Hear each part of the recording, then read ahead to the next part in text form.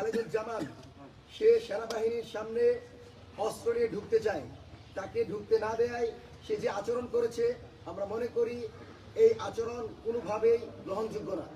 এবং তিনি নিজের অস্তিত্বতে এত বেশি উদাসীন এবং নিজের অস্তিত্ব তিনি জানেন না। তিনি বলছেন যে আমি তারেক রহমানের প্রতিদ্বন্দ্বী।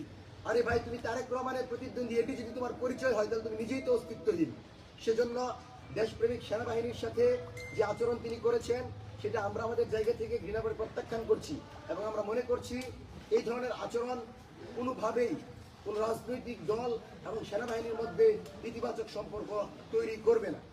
আপনাদেরকে জানিয়ে রাখি যে আজকে যে ভিডিওটি প্রকাশ হয়েছে সেই ভিডিওটি মূলত গতকালকের না, 1 মাস পূর্বে। কিন্তু বাংলাদেশের সেনাবাহিনীর সামরিক বাহিনীর ক্লাসিফাইড এলিমেন্টস যেগুলো গোপন নথি, সেগুলো কিভাবে বিদেশি কোনো সাংবাদিকের কাছে যায়, সেগুলো কেন প্রকাশ হয়, তার মানে দেশের স্বাধীনতা সার্বভৌমত্বের জন্য সেনাবাহিনী